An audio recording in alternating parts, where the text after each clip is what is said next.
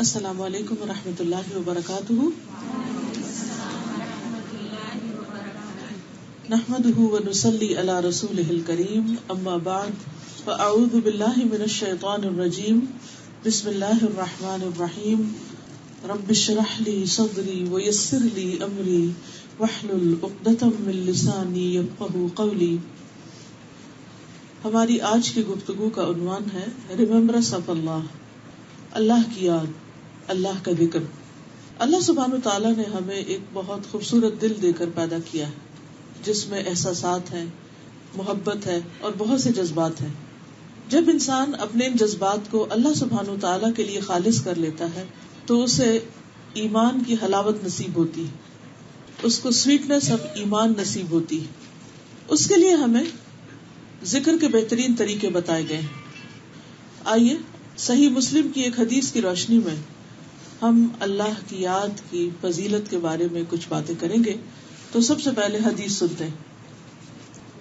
ذهب أهل الدثور بالأجور عن أبي ذر رضي الله عنه أيضا أن ناسا من أصحاب رسول الله صلى الله عليه وسلم قالوا للنبي صلى الله عليه وسلم يا رسول الله ذهب أهل الدثور بالأجور يصلون كما نصلي ويصومون كما نصوم ويتصدقون بفضول أموالهم. قال أوليس قد جعل الله لكم ما تصدقون إن لكم بكل تسبيحة صدقة وكل تكبيرة صدقة وكل تحميدة صدقة وكل تهليلة صدقة وأمر بالمعروف صدقة ونهي عن منكر صدقة وفي بضع أحدكم صدقة. قالوا يا رسول الله أيأتي أحدنا شهوته ويكون له فيها أجر؟ قال أرأيتم لو وضعها في حرام أكان عليه وزر؟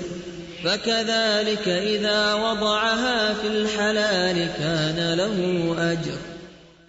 ابو ذر رضی اللہ عنہ سے روایت ہے کہ رسول اللہ صلی اللہ علیہ وسلم کے ساتھیوں میں سے کچھ لوگوں نے نبی صلی اللہ علیہ وسلم سے عرض کیا، اے اللہ کے رسول، مالدار لوگ سارا ثواب لے گئے. وہ نماز پڑھتے ہیں جیسا کہ ہم نماز پڑھتے ہیں، وہ ہماری طرح روزہ رکھتے ہیں اور اپنے زائد اموال میں سے صدقہ کرتے ہیں. آپ نے فرمایا، کیا اللہ نے تمہارے لیے وہ چیز نہیں بنائی جس سے تمہیں بھی صدقے کا ثواب ہو؟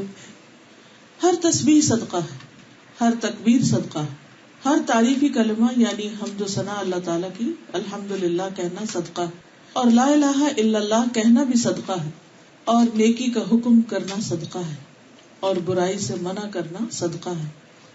تمہارے ہر ایک کی شرمگاہ میں صدقہ ہے. صحابہ نے عرض کیا، اے اللہ کے رسول صلی اللہ علیہ وسلم، ہم میں سے کوئی اپنی شہوت پوری کرے تو اس میں بھی اس کے لیے ثواب ہے.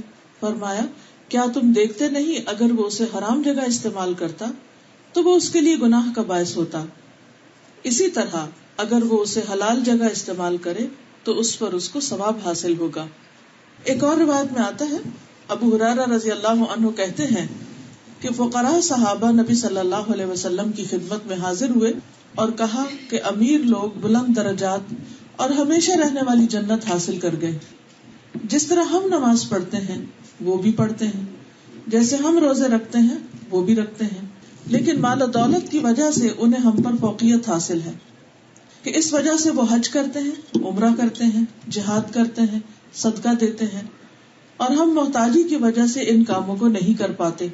اس پر آپ نے فرمایا، کیا میں تمہیں ایک ایسا عمل نہ بتاؤں کہ اگر تم اس کی پابندی کرو گے تو جو لوگ تم سے آگے بڑھ چکے ہیں تم انہیں پالو گے، یعنی تم بھی اس ریس میں کامیاب ہو جاؤ گے. اور تمہارے مرتبے تک پھر کوئی نہیں پہنچ سکتا، اور تم ان سب میں سے بہتر ہو جاؤ گے سوائے ان کے جو یہی عمل شروع کر دیں. اور وہ کیا ہے؟ ہر نماز کے بعد 33 بار سبحان اللہ، 33 بار الحمدللہ اور 33 بار اللہ اکبر کہنا. یعنی ان کلمات کی پابندی، ان تسبیحات کی پابندی نماز کے بعد انسان کے درجات کی بلندی کا ذریعہ بنتی ہے، اور بہت سے وہ اور عمل نیکی کے جو عام حالات میں انسان نہیں کر سکتا، وہ ان تسبیحات کی پابندی کے ذریعے ان کا اجر حاصل کر لیتا ہے. لیکن اکثر ایسے ہوتا ہے کہ بہت سے لوگ نماز کے بعد فوراً ہی اٹھ جاتے ہیں مصلی سے، دل گھبرانے لگتا ہے اس تسبیح سے. شیطان اس سمپل سے کام کو جس میں 1.5 منٹ سے بھی زیادہ نہیں لگتا، یعنی 33 ٹائم اگر آپ آرام سے بھی سبحان اللہ کہیں تو میکسیمم ٹائم جو آپ کو لگے گا 1 منٹ اور 30 سیکنڈ لگے گی. لیکن وہ وقت ہمارے لیے شیطان اتنا مشکل بنا دیتا ہے کہ وہ لگتا ہے پہاڑ ہے. لیکن جو لوگ اس کو کرنا چاہیں اللہ تعالیٰ ان کے لیے آسانی بھی کر دیتا ہے، اور اگر اجر سامنے ہو تو پھر کچھ بھی مشکل نہیں. کتنے ہی لوگوں کی خواہش ہوتی ہے کہ ہم حج پہ جائیں، عمرے پہ جائیں، کوئی بڑے بڑے خیراتی ادارے بنائیں، کوئی کام کریں، لیکن وہ نہیں کر پاتے. اور جو کرتے بھی ہیں تو وہ جانتے ہیں کہ اس کے پیچھے کتنی بڑی ایفرٹ لگتی ہے. لیکن بعض اوقات چھوٹی چھوٹی نیکیاں جن پر انسان پابندی اختیار کرتا ہے، استقامت اختیار کرتا ہے، ان کا اجر و ثواب کہیں زیادہ ہوتا ہے. کیونکہ اس میں ذکر تو اپنی جگہ ہے، ریممبرنس آف اللہ تو اپنی جگہ ہے، لیکن خصوصی طور پر اس کی جو پابندی ہے کہ مستقل مزاجی کے ساتھ اس کو کرنا، یہ اس کامیابی کی ہے. یہاں جن صحابہ نے آ کے نبی صلی اللہ علیہ وسلم سے عرض کیا، ان کا مقصد کوئی حسد نہیں تھا، کوئی شکایت لگانا نہیں تھا، کوئی کمپلینٹ یا کوئی فرسٹریشن کا اظہار نہیں تھا، بلکہ ان کو شوق تھا کہ اجر میں آگے بڑھ جائیں کسی طرح. کیونکہ تو اللہ کا حکم بھی ہے نا، فاستبقوا الخیرات، نیکیوں میں دوڑ لگاؤ، نیکیوں میں ایک دوسرے سے آگے بڑھو، اور جو آگے بڑھیں گے وہ آگے ہی جانے والے ہیں. والسابقون السابقون اولئک المقربون، کہ آگے جانے والے بس آگے جانے والے ہیں، اور یہی مقرب لوگ ہیں. یعنی ان لوگوں کو اللہ تعالیٰ کا قرب نصیب ہوگا. لیکن عموماً ہم دنیا کے معاملے میں تو مقابلے کرتے ہیں، لیکن آخرت کے معاملے میں ہم بہت سست رہتے ہیں. اچھا ابھی تو بہت وقت ہے، ابھی میرا یہ کام ہے، وہ کام ہے، اور پھر ان نیکیوں کو بھول جاتے ہیں. تو اس لیے بہت ضروری ہے کہ ہمیں ان تمام چیزوں کا علم ہو جس میں انسان عمل کے بعد اللہ کا قرب حاصل کر سکتا ہے. ایک اور آیت میں آتا ہے سابقوا الى مغفرۃ من ربکم وجنۃ عرضها كعرض السماء والارض اعدت للذین آمنوا باللہ ورسلہ ذلک فضل اللہ یؤتیہ من یشاء واللہ ذو الفضل العظیم. اپنے رب کی بخشش اور اس جنت کی طرف ایک دوسرے سے آگے بڑھو. یعنی اللہ تعالیٰ تمہیں بخشش کی طرف بلاتا ہے، جنت کی دعوت دیتا ہے، یعنی دوسرے لفظوں میں نیک کام کرنے کی دعوت دیتا ہے کہ آؤ یہ اچھے اچھے کام کرو تو میں تمہیں معاف کر دوں گا، میں تمہارے درجے بلند کروں گا، تمہیں جنت الفردوس عطا کروں گا. فرمایا وہ جنت جس کی چوڑائی آسمان اور زمین کی چوڑائی کی طرح، اتنا بڑا گھر ہے، وہ ان لوگوں کے لیے تیار کی گئی ہے جو اللہ اور اس کے رسولوں پر ایمان لائے. یہ اللہ کا فضل ہے، وہ اس کو دیتا ہے جسے وہ چاہتا ہے، یعنی ہر ایک کو یہ نصیب نہیں ہوتا، اور اللہ تعالیٰ بہت بڑے فضل والا ہے. اللہ سبحانہ وتعالیٰ بعض پیغمبروں کی صفت بیان کرتے ہوئے یوں ارشاد فرماتے ہیں وَزَكَرِيَّا إِذْ نَادَى رَبَّهُ رَبِّ لَا تَذَرْنِي فَرْدًا وَأَنْتَ خَيْرُ الْوَارِثِينَ فَاسْتَجَبْنَا لَهُ وَوَهَبْنَا لَهُ يَحْيَىٰ وَأَصْلَحْنَا لَهُ زَوْجَهُ إِنَّهُمْ كَانُوا يُسَارِعُونَ فِي الْخَيْرَاتِ وَيَدْعُونَنَا رَغَبًا وَرَهَبًا وَكَانُوا لَنَا خَاشِعِينَ. اور زکریا جب اس نے اپنے رب کو پکارا، اے میرے رب مجھے اکیلا نہ چھوڑ، اور تو سب وارثوں سے بہتر ہے، یعنی سب وارث چلے جائیں گے، ختم ہو جائیں گے، لیکن تیری مملکت اور تیری حکومت اس کو کوئی زوال نہیں، تو ہمیشہ باقی رہے گا. فرمایا تو ہم نے اس کی دعا قبول کر لی اور اسے یحییٰ عطا کیا اور اس کی بیوی کو اس کے لیے درست کر دیا. بے شک وہ نیکیوں میں جلدی کرتے تھے. یعنی ان کی خوبی کیا تھی کہ وہ نیکیوں میں بہت آگے بڑھتے تھے، دیر نہیں لگاتے تھے. انتظار نہیں کرتے تھے، اور ہمیں رغبت اور خوف کے ساتھ پکارتے تھے. یعنی ایک طرف اللہ سبحانہ و تعالیٰ سے ڈرتے تھے اور دوسری طرف امید بھی رکھتے تھے، اور وہ ہمارے لیے عاجزی کرنے والے تھے. یعنی جہاں اللہ کا حکم سامنے آیا وہی جھک گئے، پھر اپنی مرضی نہیں. اب ہم بعض اوقات سوچتے ہیں کہ اچھا یہ تو انبیاء کرام تھے اور یہ نیکیوں میں آگے بڑھنے والے تھے اور یہ تو گزر چکے، آج کے دور میں کون ایسا کر سکتا ہے؟ نہیں، آج کے دور میں بھی ہو سکتا ہے، کیونکہ نبی صلی اللہ علیہ وسلم نے فرمایا میری امت کے ہر دور میں سابقون ہوں گے، ہر دور میں. تو آج کا دور خواہ کتنی ہی خرابیوں کا اور برائیوں اور فساد کا، لیکن آج بھی ایسے لوگ موجود ہیں کہ جو نیکی کے کاموں میں سستی نہیں کرتے، وہ دوڑ دوڑ کر بھاگ بھاگ کر آگے جاتے ہیں اور اپنے رب کو راضی کرتے ہیں. نماز کا معاملہ ہو یا قرآن پڑھنے کا معاملہ ہو یا دین کی باتیں سیکھنے کا معاملہ ہو یا کسی غریب کی مدد کا معاملہ ہو یا ذکر اذکار کا معاملہ ہو، وہ فوراً اللہ سبحانہ وتعالیٰ کی طرف بڑھتے ہیں. اور یہاں خاص طور پر نیکیوں میں آگے بڑھنے کے لیے صدقے کا حکم دیا گیا. صدقے سے عام طور پر ہم کیا سمجھتے ہیں؟ مال خرچ کرنا، کسی کو کھانا کھلانا یا کسی کو کپڑا دینا. لیکن صدقہ صرف کھانا کپڑا نہیں ہوتا، بلکہ اور نیکی کے کاموں کو بھی صدقہ کہا جاتا ہے. اب یہاں اس حدیث میں کیا فرمایا؟ ان بکل تسبیحۃ صدقہ، یعنی جب آپ کہیں گے سبحان اللہ تو یہ بھی صدقہ ہے، اور جب آپ اللہ اکبر کہیں گے تو صدقہ ہے، جب آپ الحمدللہ کہیں گے تو یہ بھی صدقہ، جب آپ لا الہ الا اللہ کہیں گے تو یہ بھی صدقہ ہے. وَأَمْرٌ بِالْمَعْرُوفِ وَنَهْيٌ عَنِ الْمُنْكَرِ صدقہ، نیکی کا حکم دینا اور برائی سے روکنا، یعنی کسی کو اچھی بات بتانا اور کوئی غلط کر رہا تو اس کو روکنا کہ بھئی یہ نہ کرو، یہ تمہارے لیے نقصان دہ ہے، یہ بھی صدقہ ہے. تو نبی صلی اللہ علیہ وسلم نے فقراء مسلمانوں کو حکم دیا کہ جن اوقات میں مالدار لوگ مال کمانے میں اور مال خرچ کرنے میں لگے رہتے ہیں، ان اوقات میں تم اللہ کا ذکر کثرت سے کرو. کیونکہ آپ نے دیکھا ہوگا کہ بہت سے لوگ جو دنیا کمانے میں لگے ہوتے ہیں، خواہ وہ بعد میں صدقہ کریں، لیکن ان کو نہ ڈھنگ سے نماز پڑھنے کی ہمت ہوتی اور نہ ہی نماز کے بعد بیٹھ کے تفصیل سے ذکر کرنے کی، کیونکہ ان کو ہر وقت ہری ہوتی، جلدی ہوتی. تو یہاں پر نبی صلی اللہ علیہ وسلم نے ایسے لوگوں کو وہ کام سکھایا جو ان کے کرنے کا تھا یا وہ آسانی سے کر سکتے تھے. پھر آپ یہ بھی دیکھیں کہ سارا دن کرنے کی بات نہیں کی گئی، بلکہ ہر نماز کے بعد ان اذکار کی پابندی کی بات کی گئی، اور اتنا کرنا تو سب کے لیے آسان ہے. پھر اسی طرح آپ دیکھیں کہ جہاں تک صدقہ کا تعلق ہے تو اس کے اور بھی بہت سے طریقے ہیں جو اس حدیث میں بھی بیان ہوئے اور دیگر احادیث سے بھی ہمیں پتہ چلتے ہیں. ابو ذر کہتے ہیں نبی صلی اللہ علیہ وسلم نے فرمایا تم میں سے ہر ایک کے اس پر صبح کے وقت صدقہ لازم ہے. یعنی جب صبح اٹھتے ہیں تو ہم سب کے اوپر صدقہ لازم ہو چکا ہوتا ہے اور ہم سب کو کرنا چاہیے. میں نے کہا اللہ کے رسول صلی اللہ علیہ وسلم میں کیسے صدقہ کروں جبکہ میرے پاس تو کوئی مال ہی نہیں ہے؟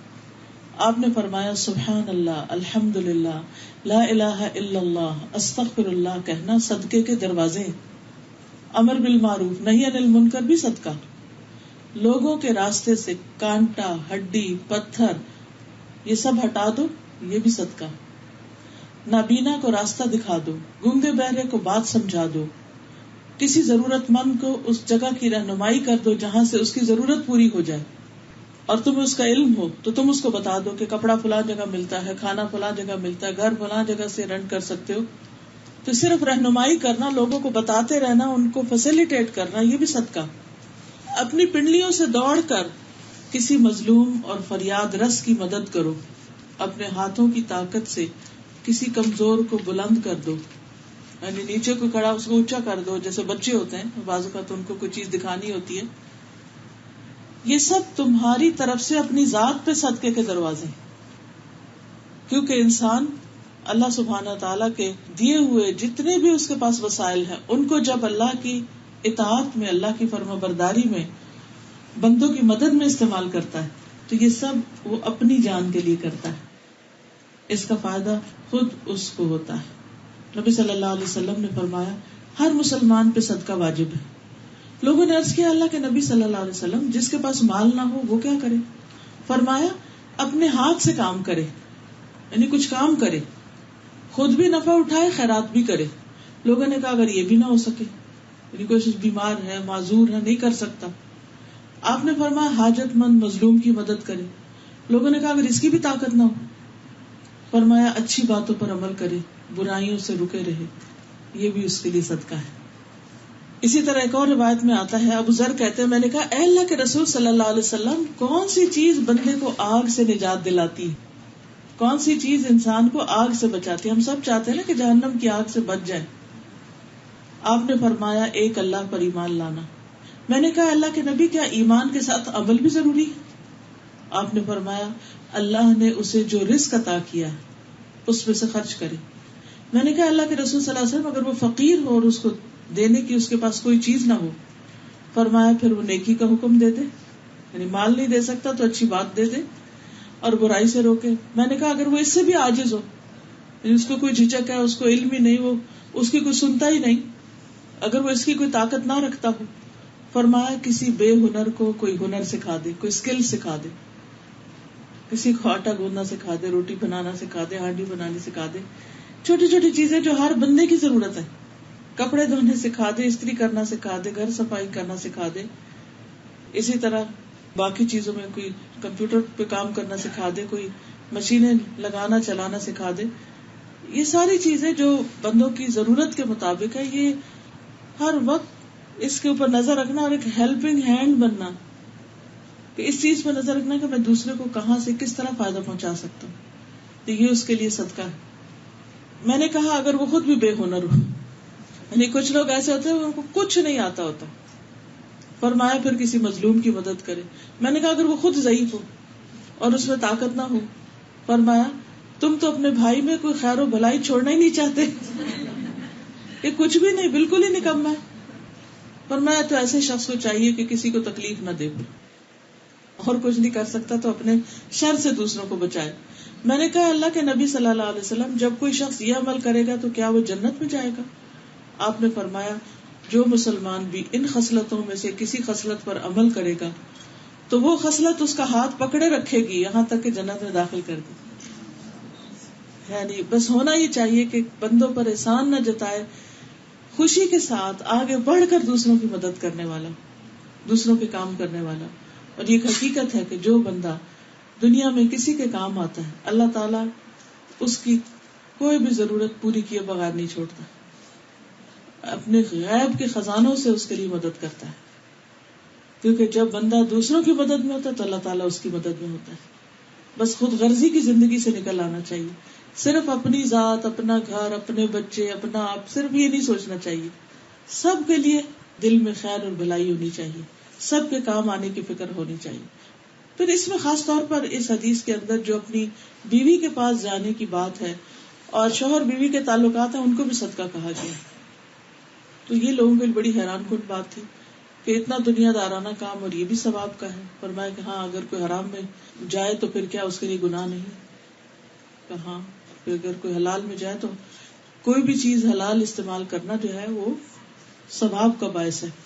قرآن مجید میں اللہ سبحانہ وتعالی مومنین کے لیے خوشخبری سناتے ہیں, قد افلح المؤمنون الذین هم فی صلاتهم خاشعون والذین هم عن اللغو معرضون والذین هم للزکاة فاعلون والذین هم لفروجهم حافظون الا على ازواجهم او ما ملکت ایمانهم فانهم غیر ملومین فمن ابتغى وراء ذلك فاولئک هم العادون والذین هم لأماناتهم وعهدهم راعون والذین هم على صلاتهم يحافظون اولئک هم الوارثون الذین یرثون الفردوس هم فیها خالدون. یقیناً کامیاب ہو گئے مومن وہی جو اپنی نماز میں عاجزی کرنے والے ہیں, وہی جو لغو کاموں سے منہ موڑنے والے ہیں, وہی جو زکوٰۃ ادا کرنے والے ہیں, وہی جو اپنی شرمگاہوں کی حفاظت کرنے والے ہیں مگر اپنی بیویوں یا ان عورتوں کے جن کے مالک ان کے دائیں ہاتھ بنے, بلا شبہ وہ ملامت کیے ہوئے نہیں. پھر جو اس کے سوا کچھ اور تلاش کرے تو وہی لوگ حد سے بڑھنے والے ہیں. اور وہی جو اپنی امانتوں کا پاس رکھتے ہیں اور اپنے عہد کا لحاظ رکھتے ہیں, اور وہی جو اپنی نمازوں کی حفاظت کرتے ہیں, یہی لوگ ہیں جو وارث ہیں, جو فردوس کے وارث ہوں گے اور اس میں ہمیشہ رہنے والے ہیں. تو اس میں آپ دیکھیے کہ ایک طرف نماز کا ذکر ہے, کہ اس کے اندر خشوع. دوسری طرف لغو اور فضول باتوں اور فضول کاموں، بیکار چیزوں سے بچنے کی بات کی گئی.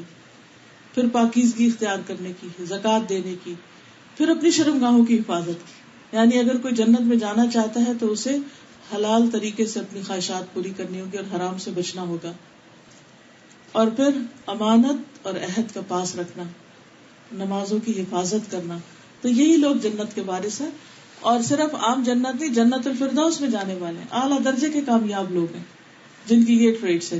تو ان آیات سے بھی پتہ چلتا ہے کہ شوہر بیوی کا جو حلال تعلق ہے وہ انسان کی کامیابی کا ذریعہ ہے، کیونکہ کسی بھی طرح حرام کی طرف جانا انسان کے لیے سراسر نقصان دہ ہے.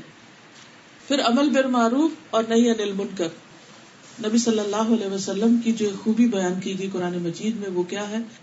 یأمرہم بالمعروف وینہاہم عن المنکر، کہ وہ نیکی کا حکم دیتے ہیں اور برائی سے روکتے ہیں.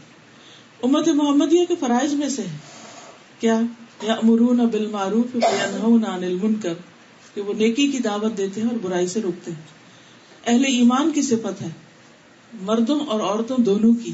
والمؤمنون والمؤمنات بعضهم اولیاء بعض یأمرون بالمعروف وینہون عن المنکر. مومن مرد اور مومن عورتیں ان کے بعض کے دوست ہیں، نیکی کا حکم دیتے ہیں اور برائی سے منع کرتے ہیں. تو بہرحال یہ اسلام کا ایک بہت ہی اہم حصہ ہے کہ ایک تو انسان اپنی ذاتی زندگی میں اپنی عبادت اور اپنے نیکی کے کاموں کا فکر کرے، لیکن دوسری طرف دوسرے کو بھی بتائے، اچھی باتیں شیئر کرے، اور اگر کہیں بھی کوئی خرابی دیکھے تو آنکھ بند کر کے نہ گزر جائے بلکہ اس کی اصلاح کرے، دوسرے کو بتائے کہ دیکھو یہ غلط بات ہے، یہ نہیں کرو. نبی صلی اللہ علیہ وسلم نے فرمایا اسلام کے 8 حصے ہیں. اسلام ایک حصہ، نماز ایک حصہ، زکوٰۃ ایک حصہ، روزہ ایک حصہ، حج بیت اللہ ایک حصہ، امر بالمعروف ایک حصہ، نہی عن المنکر ایک حصہ، جہاد فی سبیل اللہ ایک حصہ. وہ شخص ناکام اور نامراد ہوا جس کے لیے کوئی بھی حصہ نہ ہو، یعنی جس نے کچھ بھی نہ کیا، تو پھر وہ کامیاب کیسے ہو سکتا ہے؟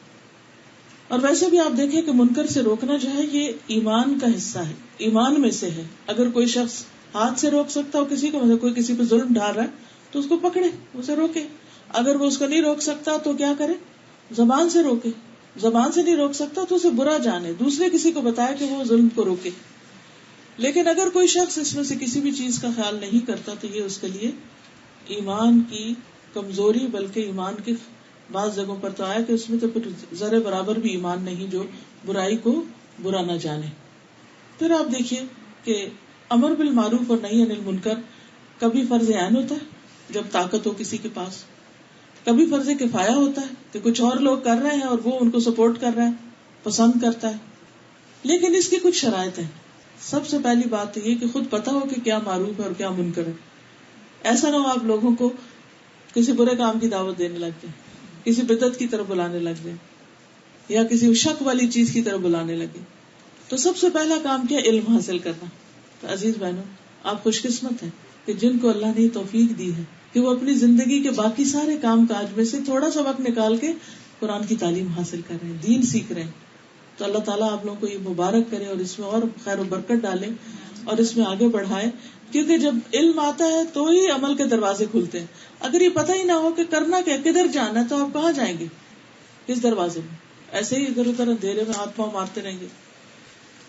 تو امر بالمعروف کا بلند مرتبہ اور اجر بھی انسان اسی وقت حاصل کر سکتا ہے جب وہ جانے، علم حاصل کرے کہ معروف کیا ہے اور منکر کیا ہے. پھر اسی طرح آپ دیکھیے کہ جس چیز کا حکم دیا جا رہا ہے اس کے بارے میں یقینی علم حاصل کر کے اس کو میک شور کرے کہ ہاں یہ بالکل ٹھیک بات بتا رہا ہوں. بعض اوقات آپ کے ذہن میں کچھ باتیں ہوتی ہیں، یادداشت میں ہوتی ہیں، کبھی انسان کو کچھ یاد ہوتا ہے، کبھی نہیں یاد ہوتا، تو وہ آدھی کچھ بات کو آدھی کچھ ادھر سے ادھر ملا لی، تو یہ بھی طریقہ ٹھیک نہیں.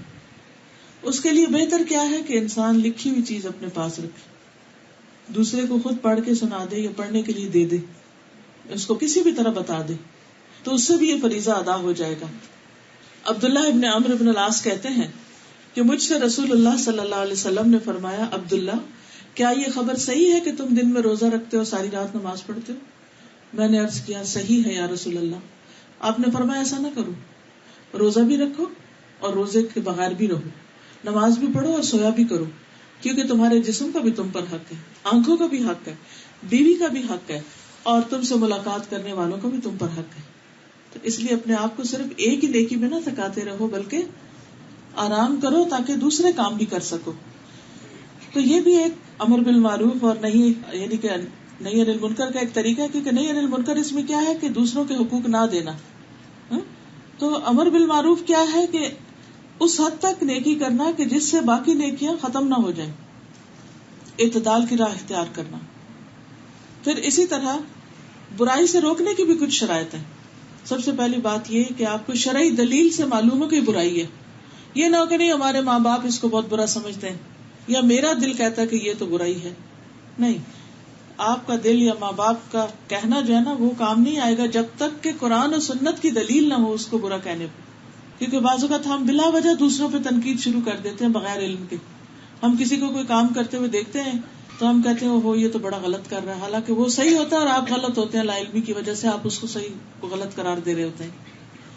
تو اس لیے جب بھی آپ کسی کو برائی سے روکنا چاہیں تو ضروری ہے کہ آپ پہلے خود معلوم کر لیں کہ واقعی یہ منکر ہے. لیکن اس کے لیے اس کا جو سورس ہے وہ آپ کا ذوق اور شوق اور عادت اور خیال اور عقل یہ نہ ہو.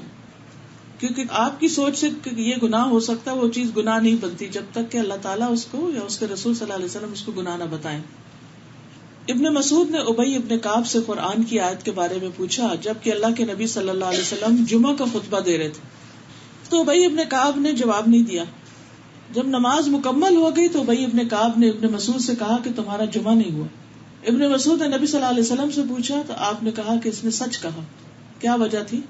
کیونکہ وہ خطبے میں بول رہے تھے.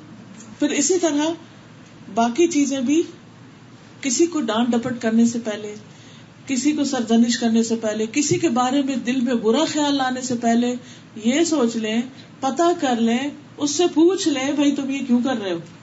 کیونکہ بعض اوقات ہم ایک طرف سے ایک چیز دیکھتے ہیں نا تو ہمیں نہیں پتا ہوتا کہ وہ دوسرا کیوں وہ کام کر رہا ہے. مثلا اگر آپ دیکھیں کہ کوئی شخص چھت پہ کھڑا ہے اور وہ دیوار کی طرف جا رہا ہے ایج کی طرف جا رہا ہے، تو آپ کے ذہن میں شیطان خیال ڈالے کہ دیکھو یہ تو خودکشی کرنے جا رہا ہے، اور آپ شور مچا دیں وہ خودکشی کرنے جا رہا ہے، خودکشی کرنے جا رہا ہے، حالانکہ وہ ویسے ہی نیچے سین دیکھنے جا رہا تھا. اسی طرح بعض اوقات ہم اپنے وہم و گمان سے کام لے لیتے ہیں. خود ہی سیلف میڈ سٹوریاں ہوتی ہیں ہماری کسی چیز کو اچھا ہے برا کہنے کی. تو اس سے پہلے کہ ہم کسی کو کچھ کہیں پہلے پوچھو بھی کیوں کر رہے ہو. مثلا کوئی رات کو جاگ رہا ہے تو ہم یہ کہ ہاں اس سے تو کوئی ضروری کوئی ایسا غلط کام کرنا نہیں، پہلے پوچھے کہ کیوں جاگ رہا ہے. ہو سکتا ہے اسے کوئی تکلیف ہو، بیماری ہو، یا اس نے کہیں جانا ہو تو اس وجہ سے جاگ رہا ہو. ابو ذر کہتے ہیں ایک دفعہ میں نے ایک شخص کو گالی دی تو اس نے نبی صلی اللہ علیہ وسلم سے میری شکایت کر دی. نبی صلی اللہ علیہ وسلم نے مجھ سے پوچھا کیا تم نے اسے ماں کی یاد دلائی تھی؟ میں نے کہا جی ہاں. پھر آپ نے فرمایا تمہارے غلام بھی تمہارے بھائی ہیں، اگرچہ اللہ تعالیٰ نے انہیں تمہاری ماتحتی میں رکھا ہے، اس لیے جس کا کوئی بھائی اس کے قبضے میں ہو، جس کا بھی کوئی بھائی اپنے بھائی کے قبضے میں ہو، اسے چاہیے کہ اسے وہی کھلائے جو وہ خود کھاتا ہے، وہی پہنائے جو خود پہنتا ہے، اور ان پر ان کی طاقت سے زیادہ بوجھ نہ ڈالے، لیکن اگر بوجھ ڈالے تو خود بھی اس کی مدد کرے. تو اس میں آپ دیکھیے کہ نبی صلی اللہ علیہ وسلم نے جس کی شکایت آئی تھی پہلے اسے کنفرم کیا کہ واقعی ایسے ہوا تھا، تمہاری کمپلینٹ آئی ہے، اور جب وہ ثابت ہو گئی بات تو پھر ایکشن لیا، پھر سمجھایا. یہ نہیں کہ آپ ون سائیڈڈ اسٹوری سن کے اور آپ اس شخص کو برا بھلا کہنا شروع کر دیں. اکثر یہی ہوتا ہے نا، خاندان میں بیٹھے ہوتے ہیں، ایک شخص کو دوسرے سے کوئی کمپلینٹ ہوتی ہے، وہ کہتا ہے اس نے میرے ساتھ بڑی زیادتی کی اور بہت ساری اسٹوری سنا کے آپ کی ہمدردی لے لیتا ہے، حالانکہ آپ کو نہیں پتا کہ حقیقت کیا ہے. تو اگر آپ نے واقعی کوئی ایکشن لینا تو اس سے پہلے آپ کو دوسری طرف کے بھی حالات معلوم کرنے ہوں گے. ادروائز جو سامنے والا ہے اسی کو سمجھانے پر اکتفا کر لینا چاہیے. پھر اسی طرح جب برائی سے منع کرنا ہو تو حالات کا بھی جائزہ لیں. یہ نہ ہو کہ وہ برائی پہلے سے بھی بڑی ہو جائے، کیونکہ جب آپ کوئی گندگی اٹھانے لگتے ہیں تو اس طرح اٹھاتے ہیں کہ وہ پھیلے نہ، ادھر ادھر نہ گرتی جائے. تو اس میں 4 چیزیں ہیں. نمبر 1 وہ برائی مکمل طور پہ مٹ جائے. نمبر 2 پہلے سے کم ہو جائے. لیکن اگر اس کے نتیجے میں ایک برابر کی اور برائی پیدا ہو جائے یا اس سے بڑی برائی پیدا ہو جائے، تو ان 4 صورتوں میں سے اگر صرف پہلی 2 صورتیں ہوں تو برائی سے روکنا چاہیے. اگر آخری 2 ہوں تو پھر چپ کر جائیں. آخری 2 کون سی؟ جو برائی ہو رہی ہے آپ روک رہے ہیں اس سے، اور اس سے بڑی برائی پیدا ہوگی. یا پھر اس جیسی برائی پیدا ہو تو چپ کر جانا چاہیے، کیونکہ برائی کو ہٹانے کا مقصد کیا ہے کہ وہ صفائی ہو جائے. تو جس چیز کو صاف کرنے سے اور بڑا داغ بن جائے پھر اس کو ادھر ہی کرنے دیں. کئی لوگ ایسے ہوتے ہیں نا، کارپیٹ پہ تھوڑا سا تیل گر گیا، کبھی چیٹا پڑ گیا، سالن گر گیا تھوڑا، تو ایک طریقہ یہ ہوتا ہے کہ جہاں ہے بس ادھر سے ہی جذب کر کے اٹھا لیں. اچھا کچھ لوگ کیا کرتے ہیں، لیتے ہیں کپڑا اور وہ ملنا شروع کر دیتے ہیں اس کے اوپر. وہ داغ اتنا سا جو تھا وہ اتنا بڑا ہو جاتا ہے. تو یہ طریقہ غلط ہے. اگر چھوٹا سے کسی میں خامی تھی، آپ جا کے اس کے کان میں بات کر دیتے کہ دیکھو اس طرح نہیں، اس طرح یہ کر لو، الگ سمجھا دیتے. آپ نے پبلکلی سب کے بیچ میں کھڑے ہو کے ڈانٹ ڈپار شروع کر دی، اس کا نتیجہ کیا ہوگا؟ ایک تو اپنی عزت گنوائی. لوگ اگر ڈر کے آپ سے چپ بھی کر جائیں تو وہ آپ کی عزت نہیں کرتے. دوسرا یہ ہے کہ کوئی آپ کی بات ماننے کو تیار نہیں ہوگا، کیونکہ جو کسی کی عزت ہی نہیں کرتا اس کی بات کیسے مانے گا؟ تو آپ نے تو ایک نصیحت کرتے کرتے 4 اور کام خراب کر کے رکھ دیے. تو ایسے طریقوں سے بھی پرہیز کرنا چاہیے. پھر یہ کہ جس کی بات ہو اسی تک جائے، یہ نہیں کہ مسئلہ کسی کا لے کے کسی اور کے سامنے بیٹھے ہوئے. پھر یہ کہ اکیلے بھی آپ کر سکتے ہیں یہ کام اور مل کے بھی کر سکتے ہیں. قرآن مجید میں آتا ہے وَلْتَكُمْ مِنْكُمْ أُمَّةٌ يَدْعُونَ إِلَى الْخَيْرِ وَيَأْمُرُونَ بِالْمَعْرُوفِ وَيَنْهَوْنَ عَنِ الْمُنكَرِ، کہ تم میں سے ایک جماعت ہونی چاہیے جو نیکی کی طرف دعوت دے، خیر کی دعوت دے، نیکیوں کا حکم دے اور برائیوں سے روکے. کیونکہ اکیلا آدمی گھبرا جاتا ہے، اکیلے کی بعض اوقات کوئی نہیں سنتا. ایک بندہ بات کرتا ہے تو دوسرا اس کو چپ کرا دیتا ہے، لیکن 2-3 ہوتے ہیں تو ایک چپ کرتا ہے تو دوسرا بول پڑتا ہے، دوسرے کو کراتے تو تیسرا بول پڑتا ہے. اس طرح وہ پلہ بھاری رہتا ہے. بعض اوقات اگر کوئی شخص برائی سے نہیں روکتا تو اس کا نقصان کیا ہوتا ہے کہ سب کی ہلاکت آتی ہے.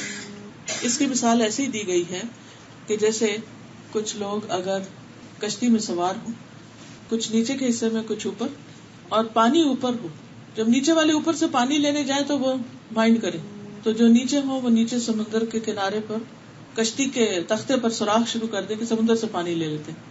اب کیا ہوگا؟ تو ساری کشتی ڈوب جائے گی، اور اس میں صرف نیچے والے نہیں اوپر والے بھی ڈوبیں گے. اس لیے بہت ضروری ہے کہ ہم برائیوں کو روکتے رہیں. وہ بعض اوقات ہوتا ہے نا، کسی کپڑے میں ایک چھوٹا سا ہول ہوتا ہے، تو اگر آپ اس کو وہیں سی دیں تو کیا ہوتا ہے، کپڑا سارا بچ جاتا ہے. اگر اس کو نہ سیے تو بعض اوقات بچے ہاتھ ڈال کے کھینچ دیتے ہیں، کسی اور چیز سے اٹک جاتا ہے، وہ کپڑا دور تک پھٹ جاتا ہے، پھر وہ پہننے کے قابل ہی نہیں رہتا. پھر اسی طرح یہ ہے کہ بعض اوقات برائی تو نظر آ رہی ہے اور روکنا بھی ہے، لیکن فوراً نہیں، تھوڑا انتظار کر کے. ایک دیہاتی آیا، وہ مسجد میں پیشاب کرنے لگا، تو نبی صلی اللہ علیہ وسلم نے کیا کیا، صحابہ اس کے پیچھے دوڑے، تو آپ نے ان کو روک دیا کہ نہیں رکو. جب وہ کر چکا تھا آپ نے اس کو بلایا، پھر فرمایا کہ دیکھو مسجد ہے نا اللہ کی عبادت کے لیے ہوتی ہے، پیشاب کرنے کے لیے نہیں. تو پانی منگوایا اور اس کے سامنے اس کو بہا کے دھو دیا. اس کو سمجھ آ گئی بات، لیکن جس وقت وہ پیشاب کر رہا تھا اس وقت نہیں روکا، کیونکہ وہ کنٹرول تو نہیں کر سکتا تھا. وہ جو ہو رہا تھا وہ تو ہونا ہی تھا، وہ رک تو نہیں سکتا تھا، بلکہ اور خرابی پھیلتی. تو اسی طرح بعض اوقات ایک شخص اپنے پورے دھند میں، جذبے میں، غلط رستے پہ بھاگ رہا ہے، آپ اسے کہیں کہ جگہ نکل آؤ اور ادھر نیکی کے رستے پہ بھاگنے لگو، ایسا نہیں ہو سکتا. اس کے لیے اس کو وقت دے، انتظار کرے، صبر سے کام لے، اور ایک دن وہ انشاءاللہ ریورس گیئر لگا کے پیچھے آ کے پھر دوسرے صحیح رستے کو لے لے گا اور تیزی سے دوڑے گا. پھر اسی طرح اگر آپ کو کسی کے شر سے ڈر ہے کہ آپ نے اسے کچھ کہہ دیا تو وہ تو آپ کی جان کا دشمن بن جائے گا. بعض لوگ خاندانوں میں ایسے ہوتے ہیں نا کہ ہوتے ظالم ہیں، اور اگر آپ ان کو روکیں تو آپ کے بس کی بات نہیں، کیونکہ آپ کنٹرول نہیں کر سکتے ان کو. وہ پلٹ کے آپ پہ ایسا وار کریں گے کہ جس سے آپ کی جان خطرے میں پڑ جائے. تو اس سے بھی انسان کو احتیاط برتنی چاہیے. پھر اسی طرح یہ ہے کہ سمجھانے کے بعد خاموشی اختیار کرنی چاہیے. اچھا کچھ لوگ کیا کرتے ہیں، ایک دفعہ سمجھاتے ہیں، نہیں باز آئے، پھر پیچھے پڑ جاتے ہیں، پھر پیچھے. ٹھیک ہے، سمجھائیں ضرور اچھے طریقے سے، ایک کے بجائے دوسرا طریقہ اختیار کریں، لیکن یہ نہیں کہ پھر آپ سر پہ سوار کر لیں اس کو. کچھ روز پہلے خاتون میرے پاس آئی تو کہنے لگی کہ میرے شوہر بہت اچھے ہیں، یہ بھی دیتے ہیں مجھے، یہ بھی کرتے ہیں، یہ بھی کرتے ہیں، ہر چیز کرتے ہیں، اور بچوں کو بھی، مجھے بھی قرآن پڑھنے سے نہیں روکتے، ساری سہولتیں، ہر چیزیں، لیکن وہ خود قرآن نہیں پڑھتے اور مجھے بڑی تکلیف ہوتی ہے. اور وہ وہاں رونا بھی شروع ہو گئی، اور پھر بار بار یہ کہیں وہ قرآن نہیں پڑھتے، وہ قرآن نہیں پڑھتے. میں نے کہا شکر نہیں کرتی آپ کہ آپ کو نہیں کچھ کہتے، اس پر شکر ادا کریں. آپ نے اپنی زندگی کو میزریبل بنایا ہوا صرف اس لیے. میں نے کہا ہو سکتا ہے وہ دفتر میں جا کے پڑھتے ہوں، ہو سکتا ہے وہ راستے میں پڑھتے ہو سکتا ہے وہ مسجد میں پڑھ کے آ جاتے ہوں. تو بعض اوقات ہم خواتین کی عادت کیا ہوتی ہے کہ بس کوئی ایک بات پکڑ لیتے اور ساری نعمتوں کو ہم غرق کر دیتے, اسی پہ رونا دھونا مچائے رکھتے. مثلا ایک بچہ بگڑا ہوا ہے, اس کے پیچھے اتنا رونا دھونا کریں گے کہ جو نیک بچے ہیں ان کی طرف توجہ ہی نہیں ہوگی. ایک فوت ہو گیا, اسی کے پیچھے زندگی کی نعمتیں حرام کر لیں گے. جو زندہ ان کی تربیت نہیں کریں گے. جو چیز ہاتھ سے چلی گئی اس پہ ہی رونا دھونا جاری ہے, اور جو چیزیں ہاتھ میں ان کو استعمال ہی نہیں کر رہے, تو کس قدر ناسمجھی کی بات ہے. تو اس لیے جب کوئی برا کر رہا ہو آپ ایک دفعہ سمجھائیں اور دیکھیں کہ وہ بدتمیزی پہ اتر آئے تو چھوڑ دیں. یہ نہیں کہ آپ اس کے بال پکڑ لیں اور آپ اس کو لگانا شروع کر دیں کہ آپ کا کام کیا ہے, انما انت مذکر لست علیہم بمسیطر الا من تولی وکفر. سلیمان کہتے ہیں کہ 2 آدمیوں نے نبی صلی اللہ علیہ وسلم کی موجودگی میں جھگڑا کیا, بیٹھے ہوئے تھے تو دونوں لڑنے لگ گئے. ہم بھی آپ کی خدمت میں تھے. ایک شخص دوسرے کو غصے کی حالت میں گالی دے رہا تھا اور اس کا چہرہ سرخ تھا. آپ نے فرمایا میں ایک ایسا کلمہ جانتا ہوں, اگر یہ شخص اسے کہہ دے تو اس کا غصہ دور ہو جائے گا. اگر یہ اعوذ باللہ من الشیطان الرجیم پڑھ دے تو غصہ دور ہو جائے گا. صحابہ نے اسے کہا کیا سنتے نہیں کہ نبی صلی اللہ علیہ وسلم کیا فرما رہے ہیں, پڑھو اعوذ باللہ. کہنے لگا کیا میں دیوانہ ہوں, یعنی میں نہیں پڑھوں گا. غصے میں تھا نا. تو اس کے بعد سب خاموش ہو گئے. صحابہ نے بھی کچھ نہیں کہا, نبی صلی اللہ علیہ وسلم نے بھی کچھ نہیں کہا, چھوڑ دیا. ٹھیک ہے, کر لو جو کرنا کرو. ایک شخص کو دیکھا آپ نے کہ وہ بخار میں ہے, تو آپ نے فرمایا لا باس طہور انشاءاللہ, کوئی بات نہیں, یہ پاکی کا ذریعہ ہوگا. کہنے لگا نہیں یہ تو بوڑھے کے اوپر آ گیا بخار جو اسے قبر میں لے کے ہی اترے گا. آپ نے فرمایا اچھا پھر ایسا تو ایسا ہی ہوگا, اور وہ شخص اسی بخار میں مر گیا. تو بعض اوقات ہم اپنی زبان سے منفی باتیں نکالتے ہیں, نہیں تمہیں کیا پتا, یہ تب ایسا ہی ہوگا, اور وہ ویسے ہی ہو جاتا ہے.